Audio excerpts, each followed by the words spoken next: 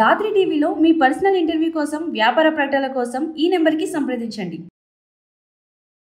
Hello sir. High sir, ఇప్పుడు మనం ప్రీవియస్లో మాట్లాడుకున్నట్టు చూసుకుంటే ఫస్ట్ బిజినెస్ ఎలా చూస్ చేసుకోవాలని మాట్లాడుకున్నాం, తర్వాత ఎలా ప్లాన్ చేసుకోవాలని మాట్లాడుకున్నాం. సో ఇప్పుడు స్టెప్స్ అంటే లైక్ ఒక బిజినెస్ స్టార్ట్ చేయడానికి ఎటువంటి స్టెప్స్ ఉండాలి? సో ఒక బిజినెస్ స్టార్ట్ చేసేటప్పటికి there is 2 types of businesses. Formal business అని, ఇన్ఫార్మల్ బిజినెసెస్ అని 2 కేటగిరీ ఆఫ్ బిజినెసెస్ ఉంటాయి. Now let's talk about what are the steps to start the business, right? First and foremost thing, ఏ business లో అయినా important thing ఏంటంటే regulatory is important. అంటే are you legally allowed to do that business? దానికి related company incorporation అవ్వచ్చు, or partnership deeds కావచ్చు, agreements కావచ్చు, దానికి కావాల్సిన లైసెన్సెస్ కావచ్చు. అది very very very important first step. దాన్ని యూజువల్ గా కూడా స్టాట్యుటరీ అంటారు, లేదంటే కంప్లయన్సెస్ అంటారు. కానీ but that is the first step that you definitely have to really take. Once ఆ స్టెప్ కంప్లీట్ అయితే, అంటే నా కంపెనీకి, నేను చేయాలనుకుంటున్న బిజినెస్కి ఈ అప్రూవల్స్ కావాలా, ఈ గవర్నమెంట్ సర్టిఫికేషన్స్ కావాలా, ఈ లైసెన్సెస్ కావాలి అని మీరు క్లారిటీ తెచ్చుకొని అవన్నీ తెచ్చుకున్న తర్వాత next thing we say is structuring the company. అంటే ఇప్పుడు మీరు ఏ బిజినెస్ అయితే రన్ చేయాలనుకుంటున్నారు, ఎగ్జాంపుల్ అగైన్ మనం సేమ్ హోటల్ ఇండస్ట్రీలో తీసుకుంటే, నువ్వు రన్ చేయాలనుకున్న బిజినెస్లో నువ్వు కీ ప్లేయర్ అయితే, నువ్వు మెయిన్ చెఫ్ అయితే దాని ప్రాసెస్ డిఫరెంట్ ఉంటుంది. లేదు నువ్వు ఓన్లీ ఇన్వెస్టర్ అయితే నీ ప్రాసెస్ డిఫరెంట్ ఉంటుంది. లేదు నువ్వు ఆపరేషనలీ ఎక్సలెన్సీ, అంటే ప్రపంచంలో బేసిక్ థంబ్ రూల్ ఏంటంటే, ఎవరైనా సరే ఒక బిజినెస్ స్టార్ట్ చేస్తున్నారు అంటే వాళ్ళకంటూ ఆ బిజినెస్ ఆ డొమైన్లో ఇదివరకు నేను ముందు చెప్పినట్టు ఫిజిబిలిటీ వైబిలిటీ చెక్ చేసుకొని నా రోల్ ఏంటి, నాకేంటి అని ఆలోచించినప్పుడు వాళ్ళ యొక్క ఇన్వాల్వ్మెంట్ని కూడా క్లారిటీ తెచ్చుకుంటారు. ఎప్పుడైతే ఆ ఇన్వాల్వ్మెంట్ క్లారిటీ వస్తుందో దాని రిలేటెడ్ రోల్స్ రెస్పాన్సిబిలిటీస్ కూడా డిఫైన్ అవుతుంది. సో కంపెనీ ఎప్పుడైతే ఫామ్ అవుతుందో మీ రోల్, మీ రెస్పాన్సిబిలిటీ, దానికి రిలేటెడ్ గైడెన్సెస్ అవన్నీ కూడా you need to first lay out yourself and make sure everybody is clear what are your roles and responsibilities. ఎప్పుడైతే మీరు ఆ roles and responsibilities call out చేయరో, మోస్ట్ ఆఫ్ ద టైమ్స్ ఒక పెద్ద issue ఏం జరుగుతుందంటే, ఆయన ఓనరు అన్ని పనులు ఆయనకి ఎట్టా తప్పదో ఆయన చేసుకుంటాడు. మీరు ఎప్పుడైతే బిజినెస్ స్టార్ట్ చేసినప్పుడే నేను ఓనర్ అయినప్పటికీ నా బాధ్యతలు ఇవి, మిమ్మల్ని హైర్ చేసుకున్న దానికి మీ బాధ్యతలు ఇవి అనేది ఒక క్లారిటీ తెచ్చుకోగలిగితే, that is something it is going to help a business a lot. That is the second step. That means you create a proper organization chart with roles and responsibilities. దీంట్లో bulleted point అదొక్కటే. అంటే first step licences, compliances ఎంత ఇంపార్టెంటో, మీ organisation ఎలా ప్రవర్తించబోతుంది అనడానికి మీ organisation చార్ట్లో క్లారిటీగా ఎన్ని లెవెల్స్ ఆఫ్ హైరార్కీ, ఎవరు ఎవరికి రిపోర్ట్ చేస్తారు, ఎవరు ఏ డ్యూటీస్ చేస్తారు అనేది సెకండ్ స్టెప్. ఒకసారి ఈ సెకండ్ స్టెప్లో ఈ రెస్పాన్సిబిలిటీస్ ఐడెంటిఫై చేసి దాంట్లోకి రైట్ పర్సన్స్ని డిప్లాయ్ చేయడం అనేది, that is about hiring. So we call it as hiring and firing process, which is identifying a right talent into right role. So దానికి మీకు ఎగ్జాక్ట్గా ఎవరిని ఎందుకు హైర్ చేస్తున్నాము, ఎవరిని ఎందుకు ఆ బాధ్యతల్లో పెడుతున్నాము అనే దాని మీద మీకంటూ ఒక ఫౌండర్గా మీకంటూ ఒక క్లారిటీ తీసుకొని, ఆ క్లారిటీకి అగెయిన్స్ట్గా అగైన్ ప్రపంచంలో ఎవరిని కూడా 100% జడ్జి చేయడం అనేది జరగదు. It is all about trial and error. కాకపోతే వ్యాలిడేషన్ చేయొచ్చు. దానికి proper interview process, proper expectation setting. అంటే మీరు నా దగ్గర జాయిన్ అవ్వడానికి వస్తున్నారు అంటే ప్రాపర్గా మీరు ఆ జాబ్కి, నేను రాసుకున్న రోల్కి మీరు ఫిట్ అవుతారా అనేది ఒకటి. ఓకే, ఒకవేళ ఫిట్ అవుతారని తెలిసినప్పటికీ దాన్ని ఎక్స్క్లూజివ్గా చెప్పి వాళ్ళ ఎక్స్పెక్టేషన్కి మీరు ఆర్గనైజేషన్గా వాళ్ళకి ఆ సపోర్ట్ ఇవ్వగలరా, అది కూడా క్లారిటీ తెచ్చుకొని getting a proper arrangement between organisation and the employee. So అది సెకండ్ స్టెప్. నా వన్స్ ఇది అయిన తర్వాత నెక్స్ట్ మీరు చూసుకోవాల్సింది ఏంటంటే, మీకు తెలుసు మీరు ఏం చేయాలో, లైసెన్సెస్ ఉన్నాయి, then you have a people also, then how do you execute? We call this as a operations. So operational excellency is again a next critical and this is called as an heart of the system.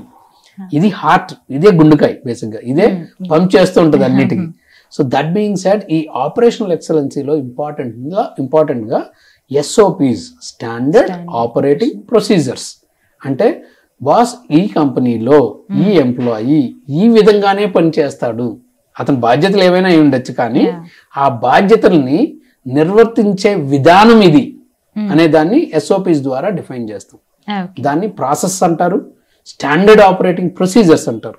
Process అనేది follow అయ్యేది, standard operating procedure అనేది ఒక నిఘంటు. So నిఘంటు ఒకసారి decide అయిన తర్వాత ప్రతి ఒక్కరూ ఆ ప్రాసెస్ని ఫాలో అవుతారు. సో స్టాండర్డ్ ఆపరేటింగ్ ప్రొసీజర్ లోపల ప్రాసెసెస్ ఉంటాయి. ఇవి ఇప్పుడు వరకు నేను మాట్లాడిందంతా ఆర్గనైజేషన్ రన్ అవ్వడానికి, కానీ ఆర్గనైజేషన్ సక్సెస్ అవ్వడానికి ఇంకా సగం పార్ట్ ఉంది. ఏంటి అంటే, ఇక్కడ వరకు నువ్వు ఇచ్చే దగ్గర నేను ప్రాపర్ గా ఉన్నాను అనుకుంటున్నావు, కానీ తెచ్చుకునే దగ్గర ప్రాపర్ గా ఉన్నావా అనేది కూడా important. That is the next step. So ఆ సెకండ్ సైడ్కి వచ్చేటప్పటికి, మీరు ఒక బిజినెస్ ఏదైనా సరే క్రియేట్ చేస్తే మీకు బయర్స్ రావాలి, ఆర్ కొనేవాడు ఉండాలి, తీసుకునేవాడు ఉండాలి. దాన్ని మనం 2 పద్ధతులుగా డిఫైన్ చేస్తాం. ఏంటంటే బ్రాండింగ్ అని, మార్కెటింగ్ అని. బ్రాండింగ్ అంటే ఏంటంటే, వాడికి మీ కంపెనీని ఎలా ప్రజెంట్ చేస్తున్నారు అనేది బ్రాండింగ్. వాడికి కావాల్సిన దాన్ని మీరు ఎలా అమ్మగలుగుతున్నారు అనేది మార్కెటింగ్. సో చాలా వరకు ఈ డిఫరెన్షియేషన్ చాలా వరకు తెలియదు.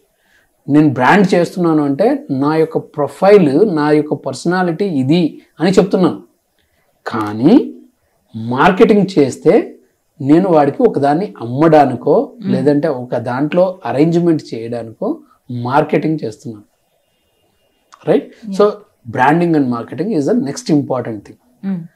ఇవన్నీ రన్ అవుతూ ఒక వెరీ వెరీ క్రిటికల్ థింగ్, వీటన్నిటినీ ఎప్పుడు సక్సెస్ఫుల్గా రన్ అయినా సరే మీ ఫైనాన్స్ మేనేజ్మెంట్ ప్రాపర్గా లేకపోతే ఇవి లేదు. So that's where if I have to say it as a process wise or a steps వైజ్గా తీసుకుంటూ వెళ్తే, కంప్లైంట్స్ కరెక్ట్గా ఉందా, ఆ కంప్లైంట్స్ని ఎవరు చూడాలి, వాళ్ళ బాధ్యతలు ఏంటి, నేనున్నానంటే నా బాధ్యతలు ఏంటి, నా కింద పనిచేసే వాళ్ళ యొక్క బాధ్యతలు ఏంటి, ఈ బాధ్యతలన్నీ డిఫైన్ అయిన తర్వాత ఎవరు ఎలా ఏ పని చేయాలి అనే దానికి ఒక ప్రాసెస్, దాన్ని డిసిప్లిన్, ఒక పద్ధతి అంటాం. సో ఆ పద్ధతిని డిఫైన్ చేయడం నెక్స్ట్. ఒకసారి పద్ధతి డిఫైన్ అయిన తర్వాత బయట వాళ్ళకి మన సర్వీసెస్ని ఎలా అమ్ముతాము, ఎలా ప్రజెంట్ చేస్తాము, ఎలా డిఫైన్ చేస్తాము అనేది నెక్స్ట్. అయిన తర్వాత, అమ్మిన తర్వాత వాడితో నుంచి వచ్చిన మనీని, ఆ డబ్బులని ఎలా ఈ ప్రాసెస్ని ఎనేబుల్ చేసుకుంటాం. అంటే డబ్బులు ఎప్పుడు కలెక్ట్ చేసుకోవాలి, ఎలా కలెక్ట్ చేసుకోవాలి, రాకపోతే ఎలా తీసుకోవాలి, వచ్చిన దాంట్లో నుంచి ఎలా ఖర్చు పెట్టాలి, ఖర్చు పెట్టిన దాంట్లో ఎలా ఆప్టిమైజ్గా ఖర్చు పెట్టాలి అనేది financial management. So that is where most of the కంపెనీస్లో డిఫాల్ట్గా క్రియేట్ అయ్యే 3-4 రోల్స్ ఏంటి అంటే, సింపుల్గా CEO అనేవాడు కంపెనీ ఓనర్ అయితే, COO company chief operating officer, CMO chief marketing officer, CFO chief financial officer. ఇవి బై డిఫాల్ట్గా డిఫైన్ అయ్యే రోల్స్.